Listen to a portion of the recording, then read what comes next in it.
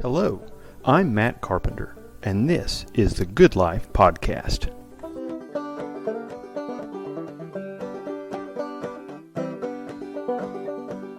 Hello, welcome to the Good Life Podcast.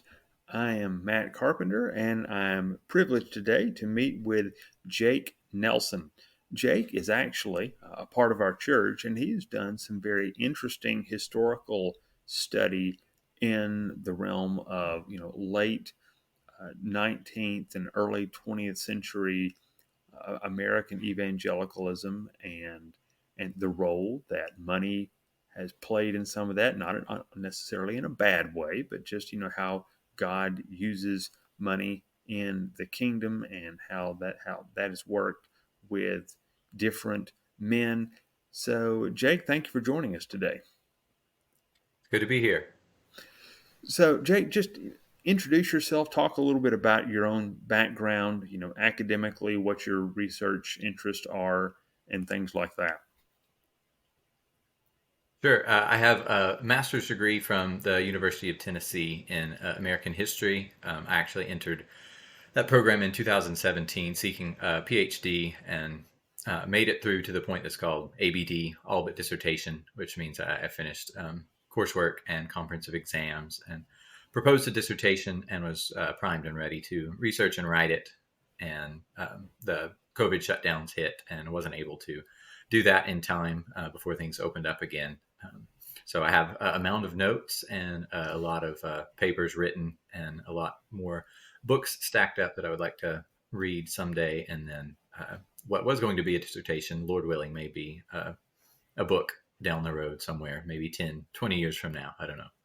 Well, I'm looking forward to that whenever it comes. I remember when Jake and his wife Hannah were first visiting our church, we got into just a discussion about interest, and he was talking about some of his different interests in these areas. And I recall the conversation went for longer than normal first time conversations with visitors often go, because we just went both on a tear down the rabbit hole of the role of money and how money affects and has affected American history, but particularly evangelical history. So Jake sent me some of his work that he produced in the past, and also a nice hefty list. Well, he didn't send a hefty list, but he sent several books that are helpful in thinking about these topics. But Jake, just describe what your own research interests are, and what are the things that you've learned from the work that you've done. When I began graduate study, I initially wanted to write a dissertation in the antebellum period on slavery debates between Northern and Southern Christians in the United States before the Civil War. And I quickly realized that was a heavily populated area of American history, and I might not make a dent in it in the primary sources, or may not reach any particular audience with that research just yet. And so I moved to post-Civil War. I discovered through reading and study that that's a very dynamic area in any realm you can think of: economics, politics, society, especially religion, intellectual history. As these things sometimes happen, I was speaking with an advisor trying to write a seminar paper, and the theme of the class was fame and renown in history. And so I was telling him a few figures I had in mind, and my advisor said, "Well, have you ever thought about Dwight Moody?" I said, "Well, yeah, I guess so. I've thought about him." He said, "Well, just do some reading on him and see what comes up, and you may want to choose him as a subject." And turns out he was probably the most famous Christian in the United States in roughly the second half of the 19th century. A traveling evangelist. He was an institution builder. He got to start as a shoe salesman, of all things, in Chicago, Illinois. But I dived into his life, Dwight Moody from Chicago, and noticed connections that other historians had made to the later fundamentalist movement, or the fundamentalist modernist controversy in the late 19th, early 20th century. And the more I read, I heard a very a respected, renowned historian, George Marsden, say that he was Moody was a principal progenitor, one of the very first fundamentalists. He was a founder of this revivalist movement that became one of the streams that flowed into fundamentalism. And I thought, well, that's very interesting. We'll look more into that. The more I read, the more primary sources I encountered, the more I analyzed Moody's life and his sermons and his relationships, his methods. I started to wonder if he really was going to fit into that category of proto-fundamentalist. Was he really somebody who could be categorized as a member of that group? Because most historians of that era and of the topic are going to divide it broadly into the conservative evangelicals who latched onto biblical inerrancy and fought for often premillennial eschatology and stood against modernism in culture, as well as Darwinism, higher criticism in the realms of science and biblical interpretation.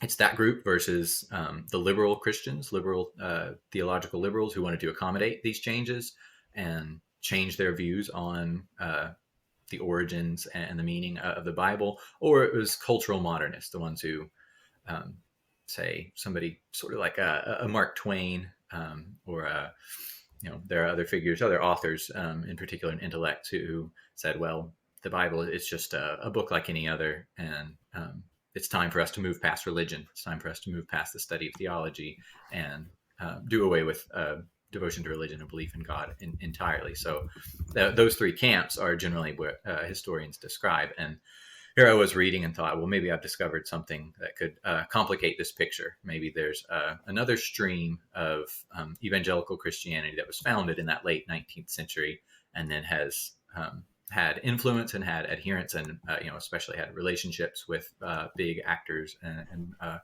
influential people, and even past those institutions and attitudes and methods into the 20th century and even to our present day. All right.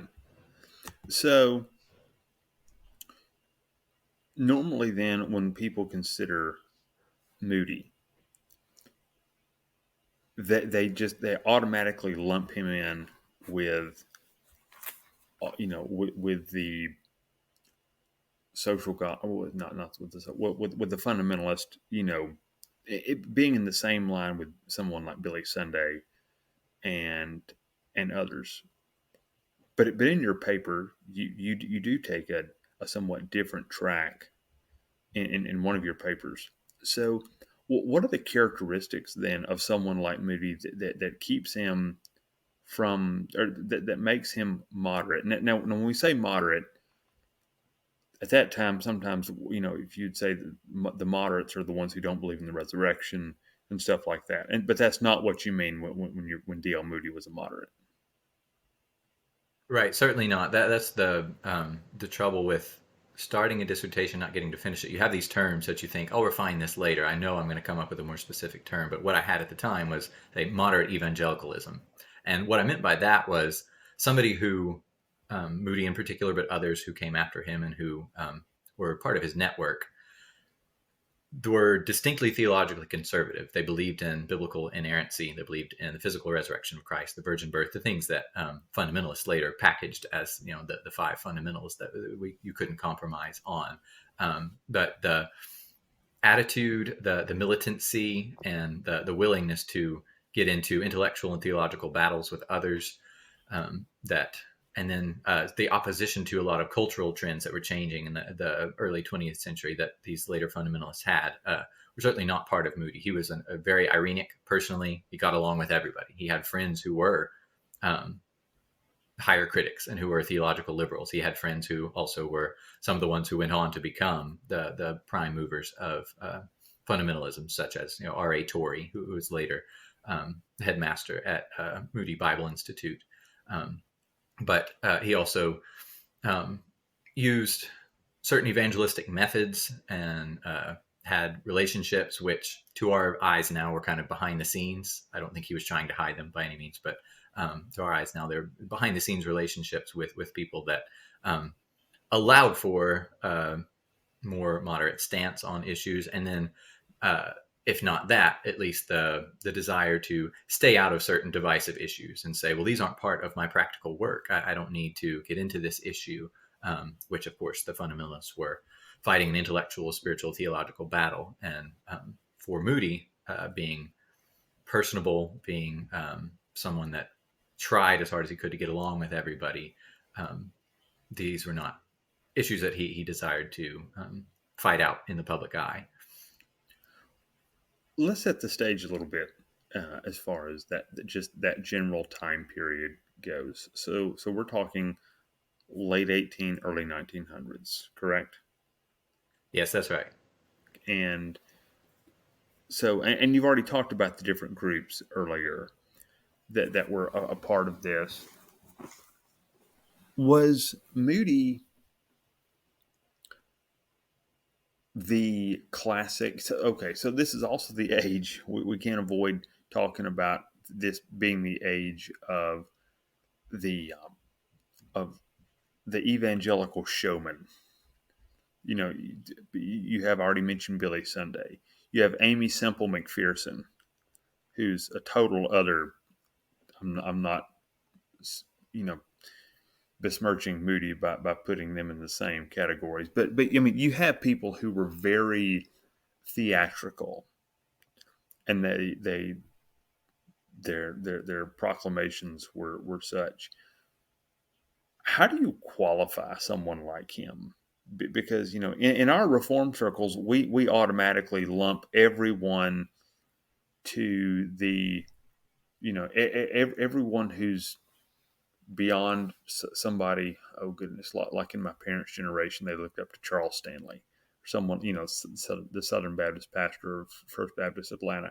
You know, everyone from Charles Stanley and Billy Graham back is, well, they're just on one side, and then you have all the reformed people who you know, more straight laced and such as that on another.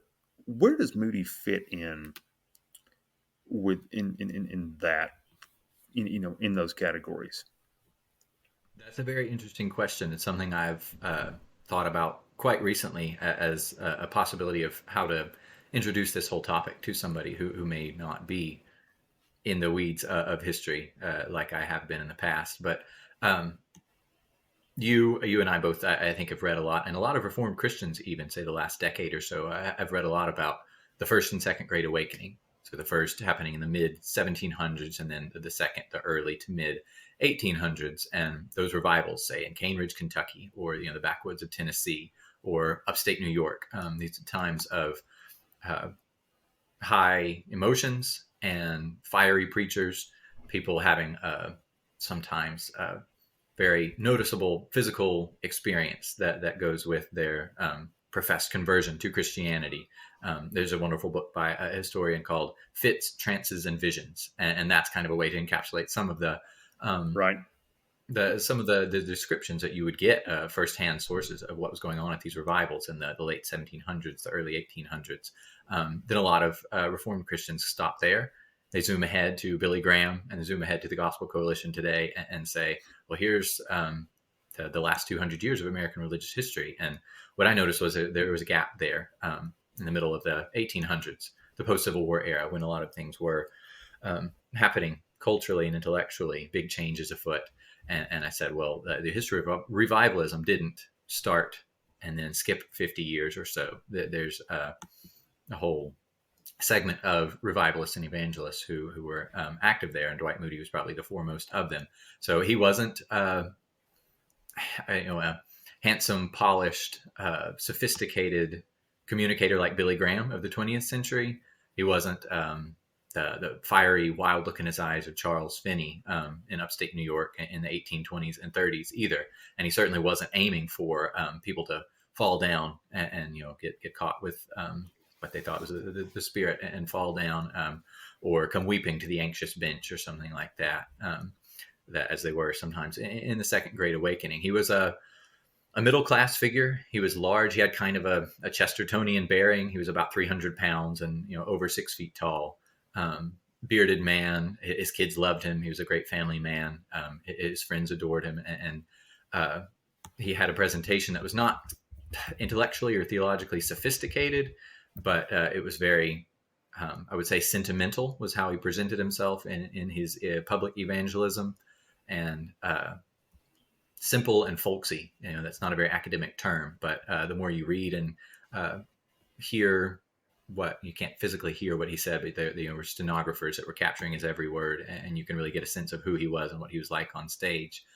He later partnered with another man who was a singer named Ira Sankey, and it was kind of the first wave that we are familiar with. Say, if you come from a revivalistic or Baptistic or even kind of Pentecostal charismatic background, or if you've witnessed those kind of things where somebody picks the guitar and in the background and someone sings low and breathy kind of, and the preacher's making an altar call. That's certainly not the Charles Finney method, where he's trying to get people to really, have an intense emotional experience and begin to weep or something like that. But Right.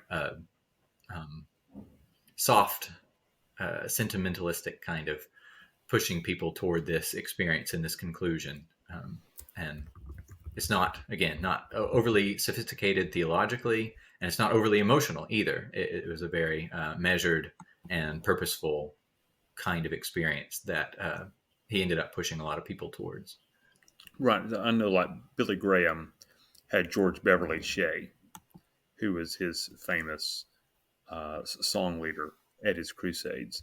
But a lot of the songs that many of us grew up with in Baptist churches were Ira Sankey songs, like the one called "The 90 and 9," and oh goodness, what else?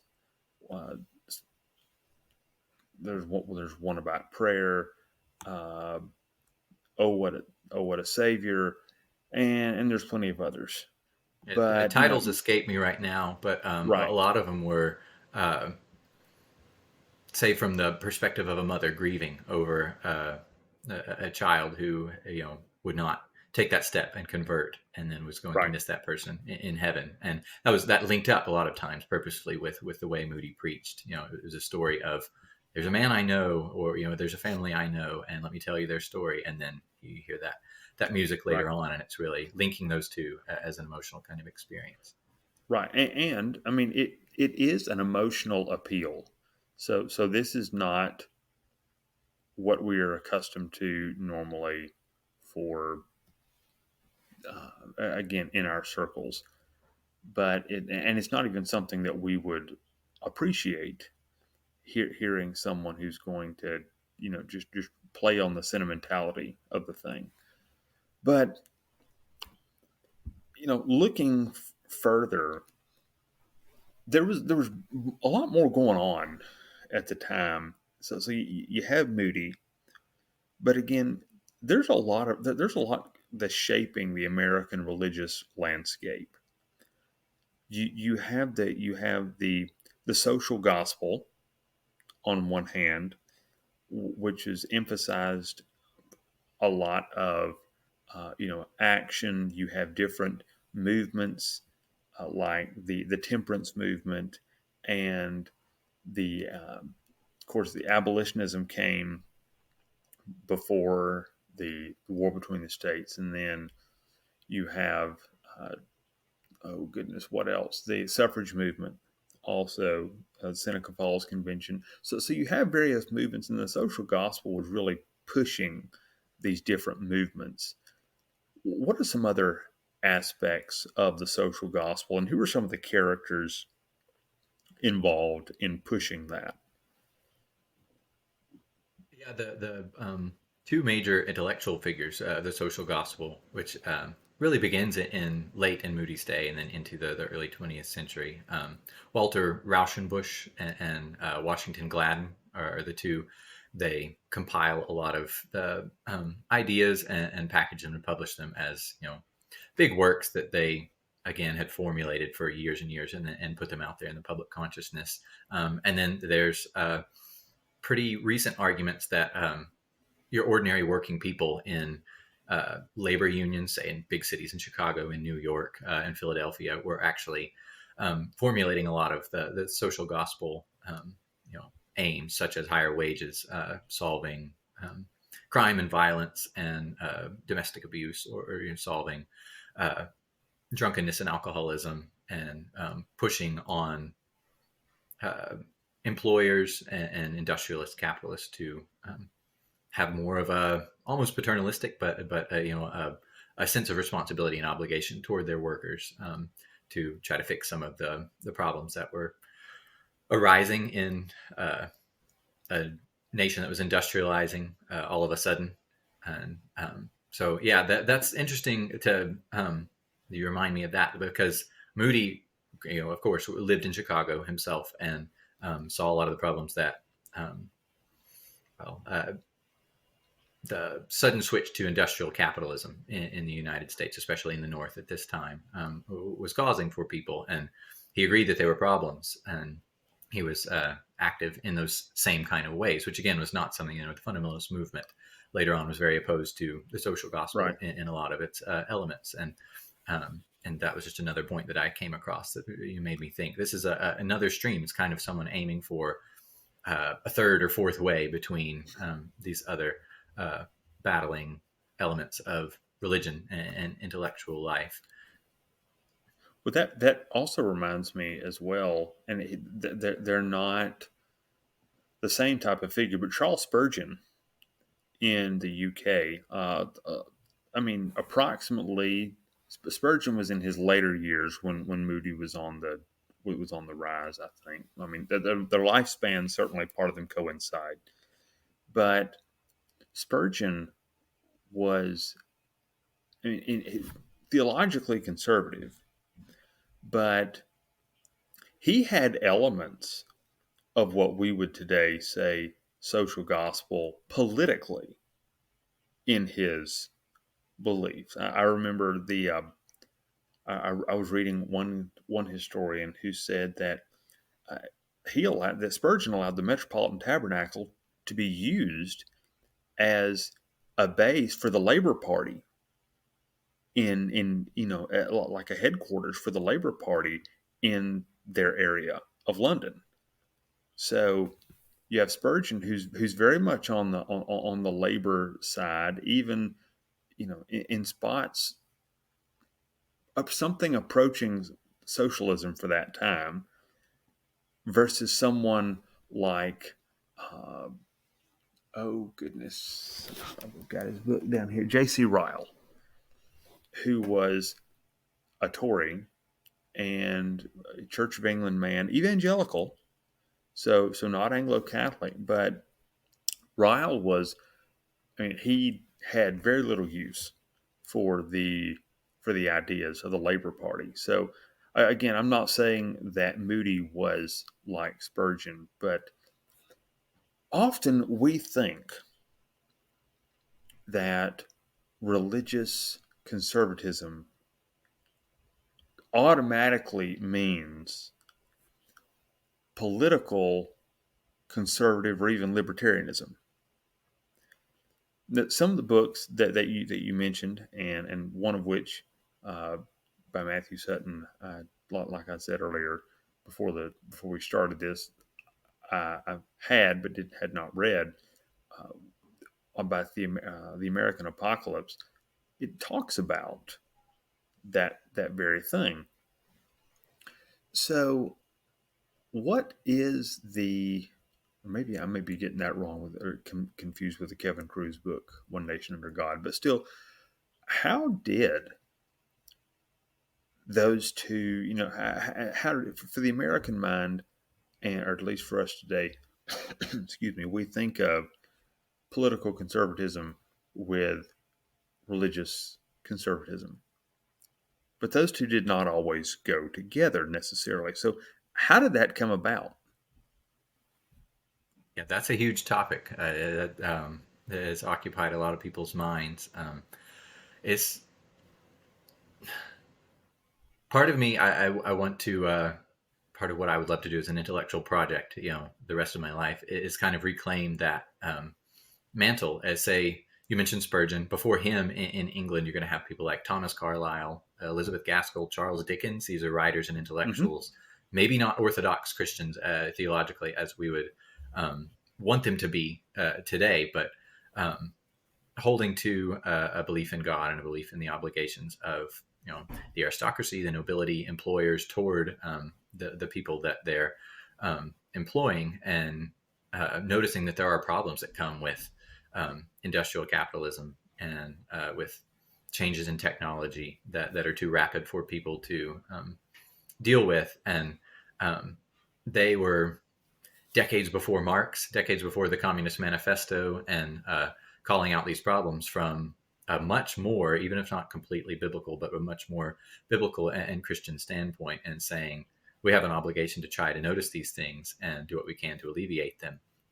And yes, that's across the pond, of course, but many of the same kind of things happen in the United States. The link between economic and political conservatism or libertarianism or laissez-faire or whatever you want to call it was not nearly as firm in the 1870s or the 1890s as it is today. A lot of that, historians ascribe it to the Great Depression in the 20s and 30s, and then the era of the New Deal, Roosevelt and his cabinet members, and the reams of what we would call today, I guess, unelected bureaucrats putting that kind of into place. And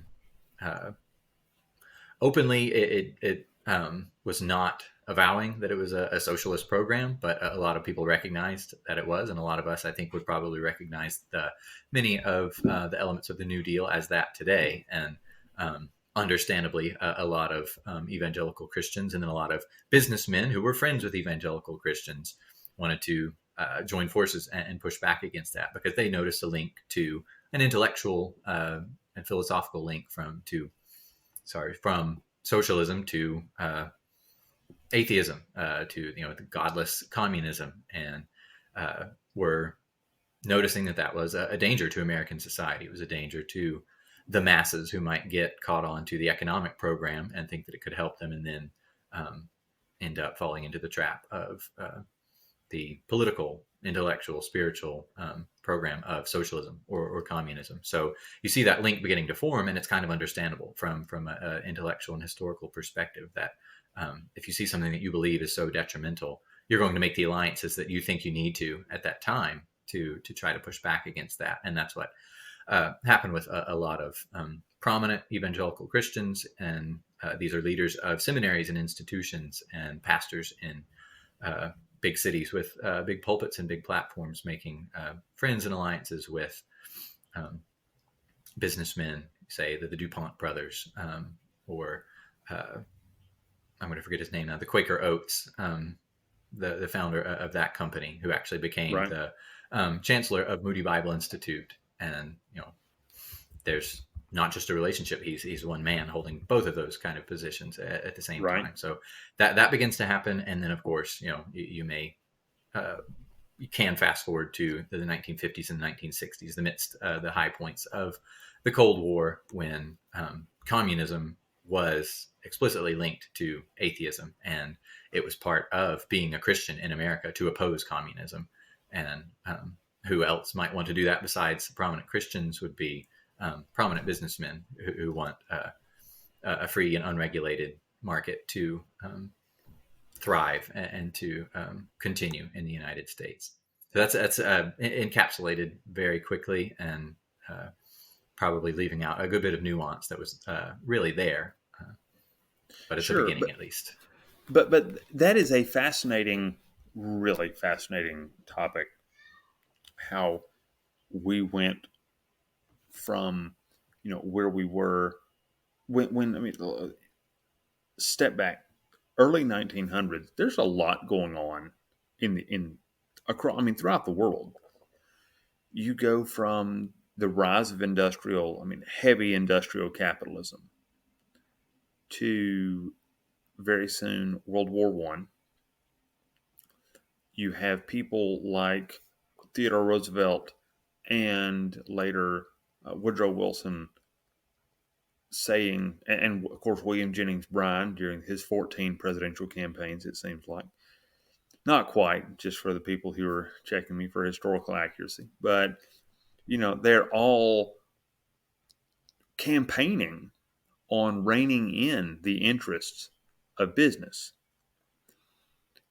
And even before that, in the South, you have in the late 1800s the rise of the populist movement, which is, that was one of my favorite topics to teach in American history every year. I loved talking about the populist movement. There's one book that I have that does a really good job of describing Southern populism. It's called Man Over Money, the Southern Populist Critique of American Capitalism. When we think of capital or capitalism as a system, most of the time we equate it automatically with a free market where everyone is playing by the same rules and there is no leverage that anyone has over another. But by the late 1800s, there was nothing like everyone playing by the same rules. So these movements were not just, it wasn't a bunch of proto-Marxists in the South saying, you know what, how about we just make everybody, we just steal from everybody so we can have more. But they saw real problems and they wanted those dealt with.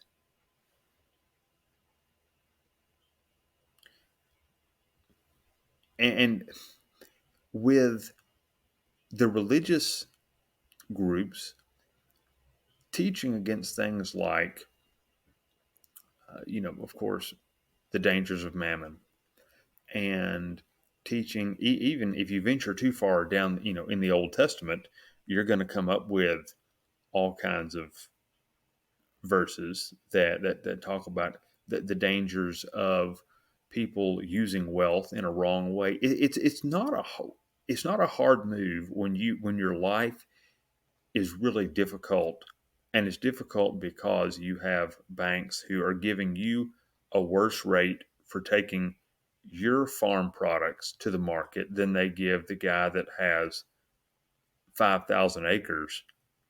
He gets a much better rate simply because he slipped a moderate bribe to the railroad company. So, what is this? How were people supposed to respond? Or what does an accurate response from people look like when somebody's facing those types of challenges? Yeah, that's again, it's a tough question. I try to answer everything historically if I can, because then I can just ascribe whatever I say to someone else. So I'm Sure, not you're sure absolutely myself, but somebody else would say. That's what I used to love to do. That's another thing. This may be all that most people learn from going to graduate school in history, especially, is, well, history is complicated, and so I can say that for sure.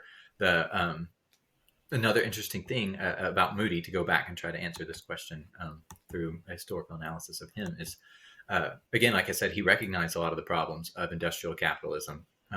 This is the era, again, 1870s, 80s, 90s, of massification. We think of mass culture and mass production as a post-World War II thing, but that's really a new brand of it. It's historians talk about pace, intensity, and scale. That's it's the same thing happening on a new scale in the 1950s and beyond. But the actual phenomenon is part of the post Civil War era, and along with mass production and along with mass culture and mass media comes a lot of corruption, a lot of corrupt exchange between big money and politics. So it was a big business and politics, and people recognize those problems. They were just, in many ways, the common ordinary people are not powerful enough to do much about that. And again, what we may say about the social gospel movement is they were, at least despite their very bad theological errors in a lot of ways, we're recognizing that here are some genuine problems that people ought to present moral solutions to. And again, Moody was somebody who wanted to reach those masses who were, say, waves of immigrants coming into big cities, and working class people moving from the farms, from the rural places of the country to the city, just looking for a job and living in tenements, or in shacks or in back alleys or something like that. He was wanting to reach those people and help them toward better life spiritually, help them toward Christ ultimately, but also lead them to a way of life that would lift them up in a material sense as well. Again, back to history is complicated. At the same time, Moody, I would argue, a lot of his efforts were hindered, whether consciously or unconsciously, by relationships he had with some of those big businessmen. John Wanamaker, the merchant, from Philadelphia, the founder, one of the two founders of what we know today as department stores, was a big supporter, a funder, and a personal friend of Moody. And then John Farwell was another one, again, one of the two big founders of department stores, which we would link to branding and marketing Right. in the commercial sense today. They were pioneers of marketing in the first era of mass production. These are people who I couldn't say whether, I wouldn't say rather that this is behind the scenes. They were controlling what Moody said or did, but he was certainly he was influenced by relationships with them, and his own methods, and what he was willing to say to the masses, and what issues he was really willing to take a stance on explicitly. It was definitely influenced by his middle class upbringing and his relationships with the people who were communicating with mass media to advertise his revivals from one city to the next, and then the ones who were giving him and his network and his supporters money to build those tabernacles from in one city to the next, and to advertise for them, and to set up and take down and travel and move on to the next place to try to get that big audience. So again, I don't know if that really answers the question of how people ought to face this difficult problem, but that's an example of how prominent evangelicals in the past have. You can probably guess how I would feel about that method. Sure. My main point is just, at the very least, it's difficult for us and probably most of the people listening to this podcast. If you have the leisure to listen to a podcast, you're probably not starving. And you are not in the middle of, significant questions about, how am I going to make it? How am I going to make sure that my kids are okay and such? And when you, like, let's take unions for an example. Many people in factories saw unions as their friends because they could, in banding together, because unions were, that they were totally independent. They did not, that they were not government supported. They're just workers banding together to, to press for rights here or there and for higher wages and such. But the story of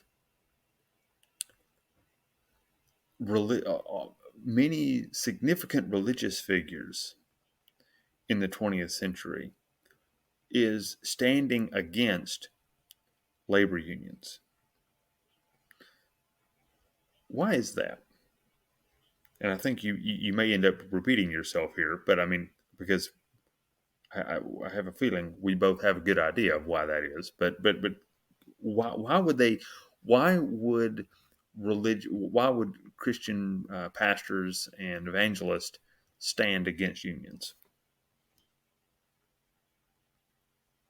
It's something that I've noticed. I'm probably not the first person to notice or point this out, but Christians in all eras, ours included, I think, for good or ill in certain situations, will distance themselves from an idea or from a group of people because it's associated with another idea or group of people.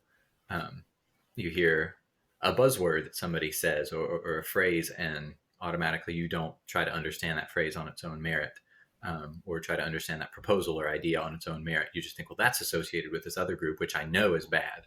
So in Right. the instance of early 1900s, the struggle between capitalists and labor unions, you may have known a socialist politician or somebody who came from another country, say a labor union leader is a German immigrant, and you know that he has ties to the Socialist Party, and you think, well, therefore, that's associated with something bad.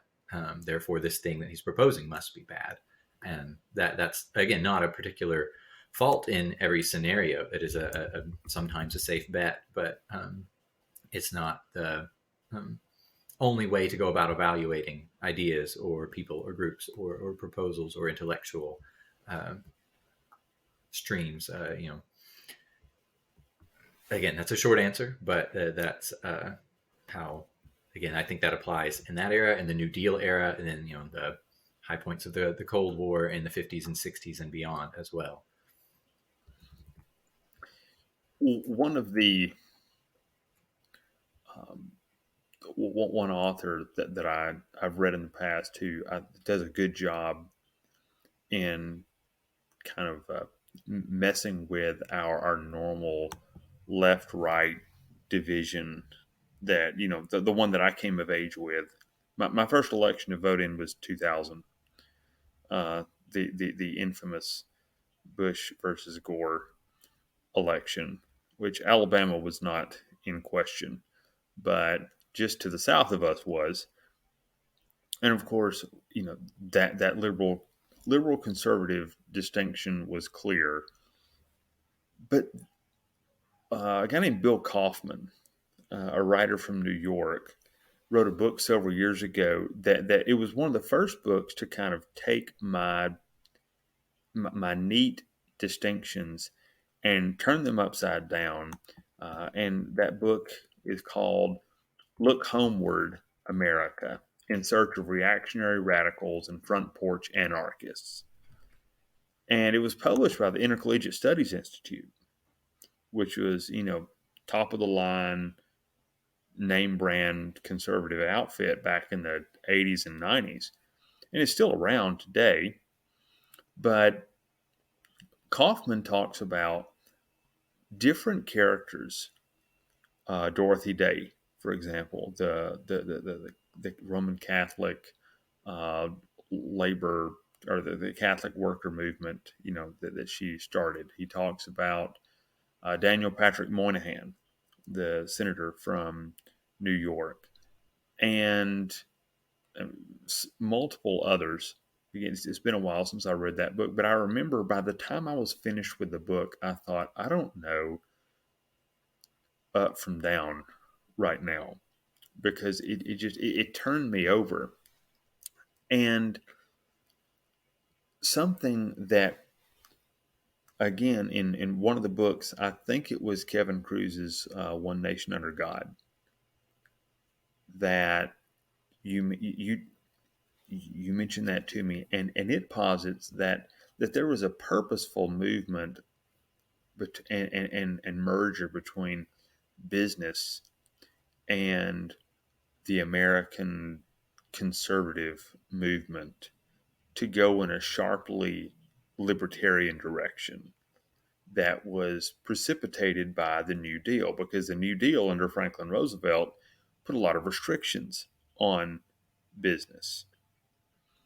And so those businesses wanted to get rid of those restrictions. But just saying we want to get rid of the restrictions was not enough.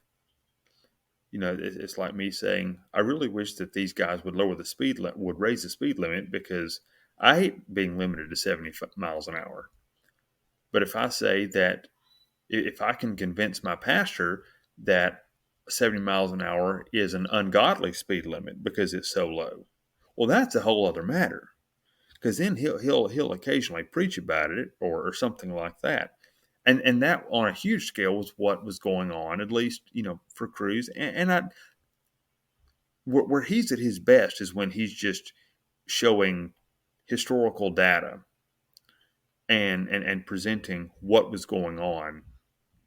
So talk about this merging uh, group with between the religious conservatives. Well, and actually, I got to be careful because not all of them were actually religious conservatives. Some of them were moderates to liberals. But tying Christianity with libertarian political philosophy and economics. Yeah, one of the things that historians like to do is encapsulate their argument for a certain book in that book's title or subtitle, and they always overstate the case because they have to. They want you to pick it up and read it. Right. So Kruse's book is One Nation Under God: How Corporate America Invented Christian America. A lot of us are going to revolt at that title and say, well, that's just not true. America was a Christian nation before it was America, right? When it was New England, when it was a Puritan colony, or when it was the Jamestown or something like that. You may have your qualms with that, and I definitely do with that phraseology in the subtitle there. But the phenomenon that you're pointing out of a link, which these things happen behind the scenes to most people's eyes because it's big elite actors who are doing things that we aren't privy to for the most part until something comes out historically much later, or until you see something on the news or you read an article in the newspaper. But I don't think there was necessarily something sinister or nefarious about it. But what Kruse points to is prominent evangelicals like Jerry Falwell Jr.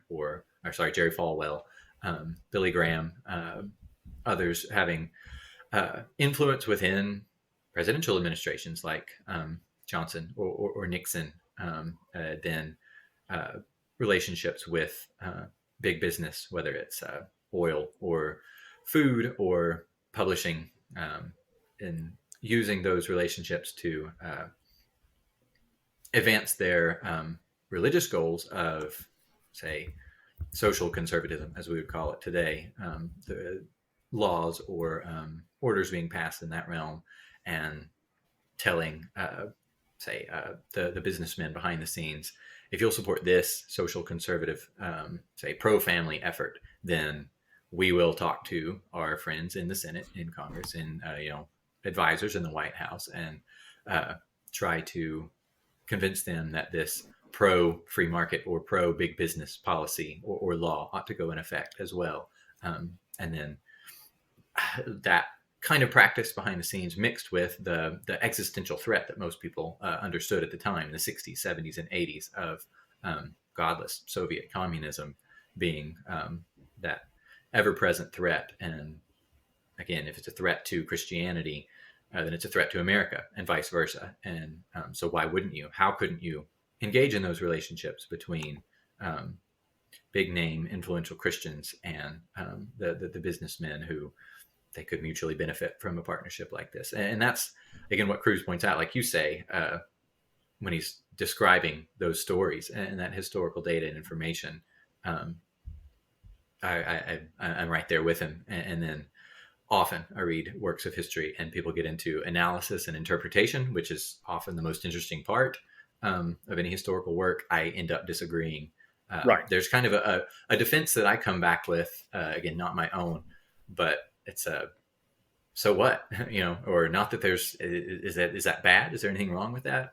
That's often reading that I think, well, good. I'm glad there were Christians who were trying to get their hands on the levers of political power. I don't think that that's necessarily a bad thing to do. Often what has happened historically, again, this would go back to my research as well, and down through the 19th century and into the present day, often the problem comes when American Christians have tried to get their hands on the levers of political or cultural power with no guiding principle that comes from the Word of God. It comes from the Austrian School of Economics, or it comes from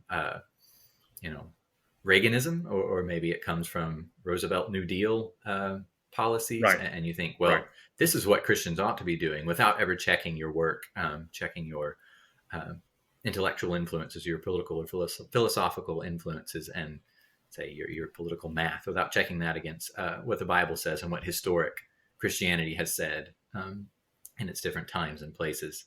There's nothing wrong with wanting to be influential. To put it in a nutshell, there's Sure. nothing wrong with Christians wanting to be influential. But what has happened, like we're describing the late 19th century, or sorry, late 1900s, and then back into Moody's own era, was there's no explicit conscious link that they are making between their political programs or social or economic programs and what the Word of God says about it. That's where I think we really run into problems, and have historically. Another author who, well, okay, so for anyone who's interested, again, the book we've mentioned several times is by Kevin Kruse, One Nation Under God, and a good alternative to that from much more. I mean, because Kruse is liberal in his perspective. Another alternative is called God's Own Party by Daniel Williams, and it's called The Making of the Christian Right. And it talks about some of the same events, like goes back to the Eisenhower administration, and talks about Eisenhower being the first president baptized while in office. I know Kruse mentions that, and Kruse has a much more cynical view, whereas Williams looks at it in a much more positive way. But either way, you can't. What we can't deny is that God, our Father, has always used money to finance His kingdom. You go back to when Israel left Egypt. What did they do before they left Egypt? They received the gifts, essentially the wages for generations of slavery from the Egyptians. So they went in, and we see, and I think it's a wonderful picture, two things that happened with the wages that they received. One, they made a golden calf. That was the wrong thing to do. Well, then they also used it for used the gold in the construction of the elements in the tabernacle and later the temple. Well, that's a good thing. So it's not that money, wealth should not be a part. It always has been. So we can't pretend like, well, once money got involved in the church, then everything went downhill. Well, actually, no, it didn't. But when you asked something like, where did Paul get the money to go on missionary excursions with with a group, with a band of disciples? Well, one of the guys that went with him early in his ministry was a real estate investor named Barnabas, who sold land and was able to go with Paul. So I mean, so this is my point. Is this has been a part of the church for a long time, and so maybe just in closing, a couple of books. One you'd mentioned, uh, it was From Bible Belt to Sun Belt by, and both these books, so there's that, and there's also Anointed with Oil, both by Darren Dochuk, or Dochuk. I don't know how, Dochuk, but he discusses the rise also of the religious right and its connection with oil, and as well in Anointed with Oil, but also the rise there with in California, of all places. Well, we don't normally think of California as being a haven for religious and conservative politics, but if you look, there's a lot of what we know today as a conservative movement that came to us from California. So, how did California become such a place to send out the the gospel of the free market the way that it did? That's an interesting, long, twisted tale too. That's the funny thing is Billy Graham, born in North Carolina, I believe, and associated with that, um, but got his start. One of the first places that he ever filled up was the LA Coliseum, um, and politically speaking, we have Nixon and Reagan as well from California. And then in our own day, you may think, well, what Reformed or Calvinistic Christian could be in California these days. Well, John MacArthur's there with a rather large church and following. So a lot of during the 1920s and 30s, there were South and Southern and Southwestern rural places were struggling economically, and people went wherever there were jobs. So you had a lot of people from Baptistic, Methodist, Pentecostal backgrounds leaving their home states of Alabama, Mississippi, Arkansas, Louisiana, Texas, and Oklahoma, and heading west to where there was economic opportunity. And that happened to be California at the time. And they didn't just bring their families and their stuff with them. They brought their beliefs, and that included political and religious beliefs. And they were, say, transplants there, but you are there for a generation or two, and it becomes your place, your home state there. And Dochuk's argument, of course, from Bible Belt to Sun Belt, is the old place that we knew of as the buckle of the Bible Belt, the South and the Southwest.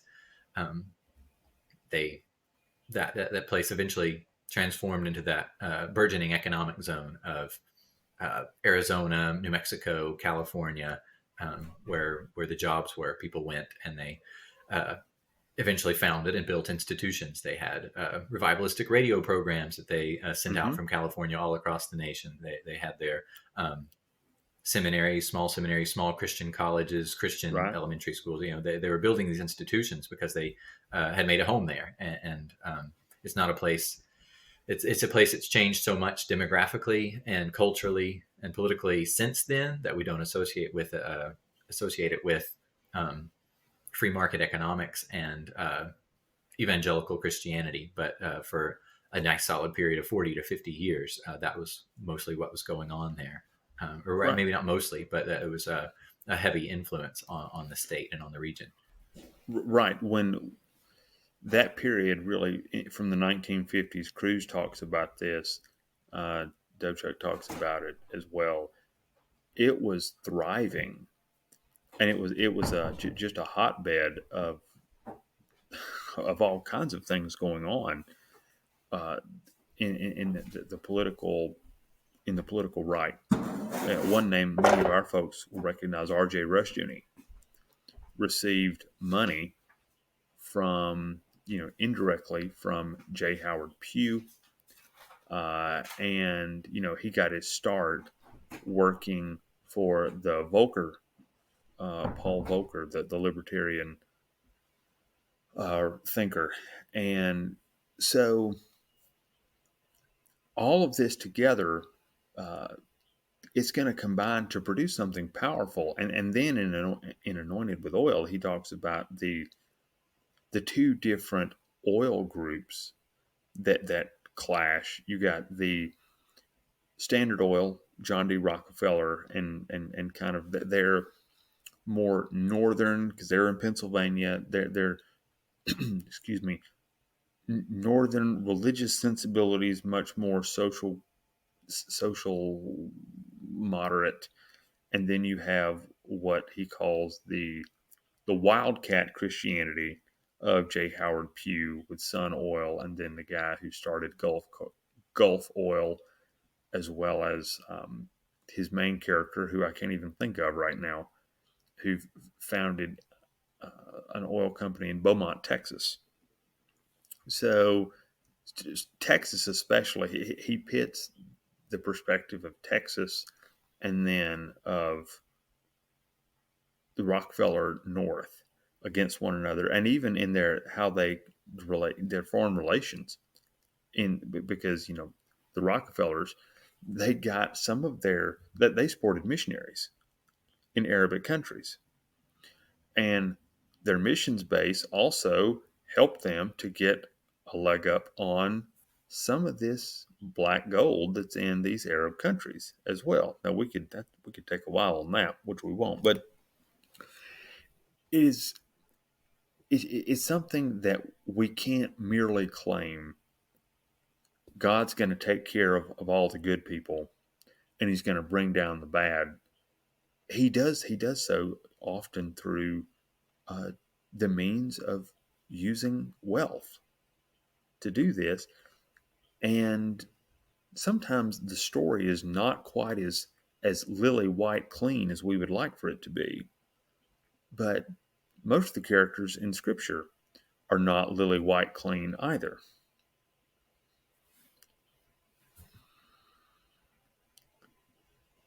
So, anyway, go ahead. Well, that just reminds me of something we've talked about before, the unintended consequences of actions that people take downstream many years or generations later, historically, things that people didn't intend to come along as a consequence, sometimes do, and they would be shocked and probably would possibly regret or change what they had done. And the use of one of the uses of history as a Christian ought to be to try to read those into your own analysis and interpretation of history. Try to use the historic data and wisdom to try to foresee what could be some of the unintended consequences of what we might be doing as a church or as an individual or as a family today, and use that to guide your actions today. Say whether you're a leader of a church, a leader of a family, or a business. I would never want to impugn everybody we've talked about today. Certainly not the subject of a lot of my own research. I don't believe Moody was a nefarious actor by any means, or a careless person necessarily. But we often you undertake projects, you build institutions, you try to take action, and you are not careful about your relationships, careful about your methods, or careful about hewing as close as you possibly can to the Word of God and historic Christianity, then maybe 100 years after you're gone, then some things that you wish wouldn't happen have unfortunately happened. And right, that can be humbling to us. It can be a guiding principle. It can be something that we think about as we read history and as we live our own lives in the present. Right. Well, Jake, I appreciate this. I've enjoyed it. It's been a lot of fun. I know we've covered a lot of material, but I'll put links to the different books that we cover at the end. And again, so anyone who is interested, certainly, at our church, they can, I know, talk to you about these things. But it's been good. I appreciate you taking time to talk today. Yeah, I've enjoyed it as well. Thank you for having me. The Good Life Podcast is a ministry of Trinity Reformed Church in Huntsville, Alabama. If you like this podcast, you might also enjoy Got a Minute, theology, philosophy, economics, politics, and more for normal people, featuring Rich Lusk and Larson Hicks.